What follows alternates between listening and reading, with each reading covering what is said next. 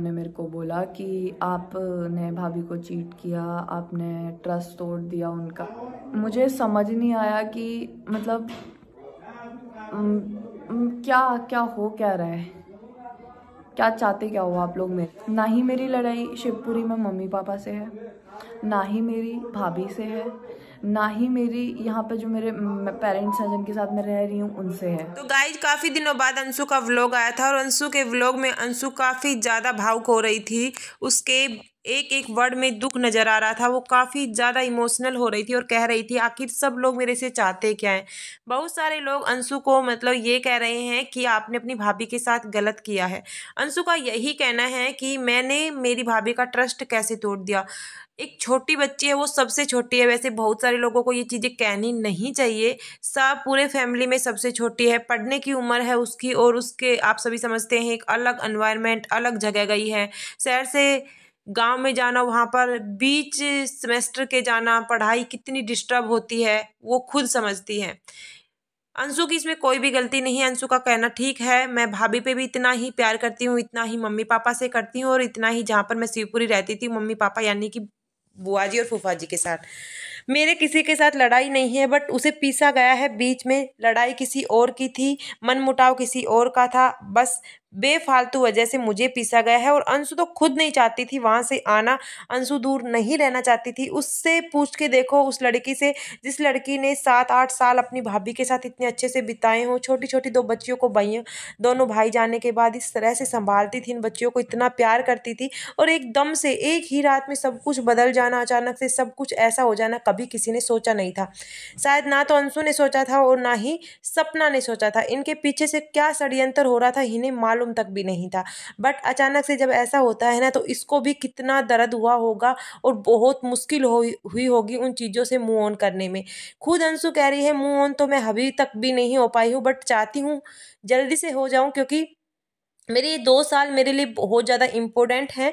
11वीं और 12वीं क्लास ही होती है जिसमें मैं अपनी एक अच्छी लाइफ बना सकती हूँ, क्योंकि हर कोई स्टूडेंट होते हैं ना, तो +1 और +2 एक ऐसा मतलब बेस कह सकते हैं आप होता है जिसमें वो अपनी लाइफ का डिसीजन अच्छे से ले पाते हैं। अंशु का कहना था कि मेरी किसी के साथ लड़ाई नहीं है, तो आप मुझे बीच में मत पीसे, क्योंकि ना तो मैं बुआ फूफा जी के बारे में गलत बोल सकती हूँ, ना ही भाभी के बारे में। भाभी से कॉल वगैरह नहीं होती है, मतलब बातें वगैरह नहीं होती है, बार बार मैं उनका नाम नहीं ले रही हूँ। तो ये मतलब मत समझिए मतलब मेरा उनके साथ रिश्ता अच्छा नहीं है। कभी भगवान चाहेंगे तो मतलब मिल जाएंगे, क्योंकि परिस्थितियाँ कुछ ऐसी हो जाती हैं कि इंसान उनको बहुत ज़्यादा दूर कर देता है। आपने देखा होगा अंशु से मिलने के लिए सपना गई भी थी और उनके मम्मी पापा से बोला था अंशु को उनके साथ भेजने के लिए। बट कहीं ना कहीं उसके मम्मी पापा ने भी कुछ ना सोच समझ के ही ये डिसीजन लिया होगा कि हम अंशु को अभी नहीं भेज सकते, फिर कभी लेकर आ जाएंगे।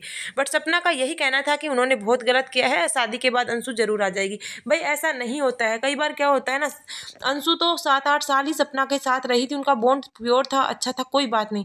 हर बच्चे का बॉन्ड अपने माँ बाप के साथ कितना अच्छा होता है आप समझते हैं। बट कई बार क्या होता है, लड़कियां इतनी मजबूर हो जाती हैं, उनके ससुराल वाले इतने खराब निकलते हैं कि उनके माँ बाप का दर्शन तक नहीं करने देते शादी के बाद। कुछ हस्बैंड ऐसे भी होते हैं जिनको वो अपनी वाइफ को उनके मायके तक नहीं जाने देते, कुछ चीज़ें उनकी बिगड़ जाती हैं मायके वालों से, तो वो अपनी वाइफ के इतना टॉर्चर करते हैं कि तुम्हें भी नहीं जाना।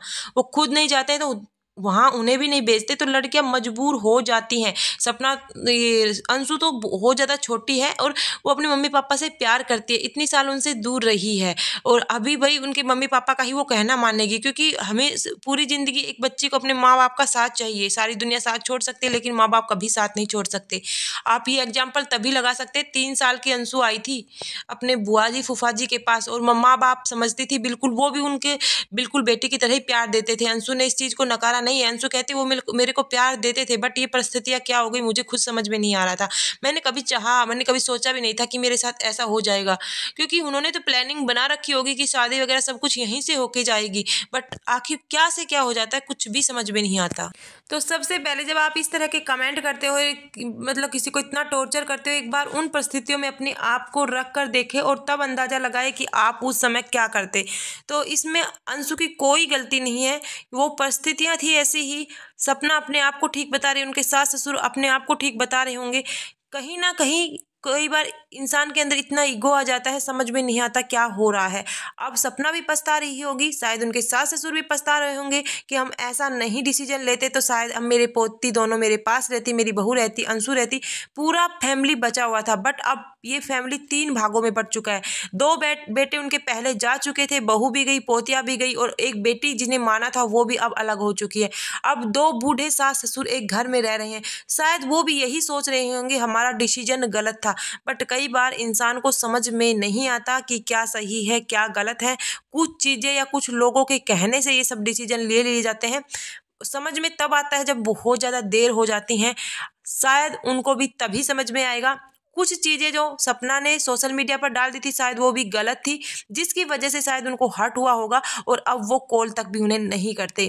खैर बस यही करते हैं, भगवान सब कुछ ठीक करे, सबके फैमिली को ठीक करे। बस आप अंशु से नेगेटिव ना करें, वो बहुत ज़्यादा छोटी बच्ची है।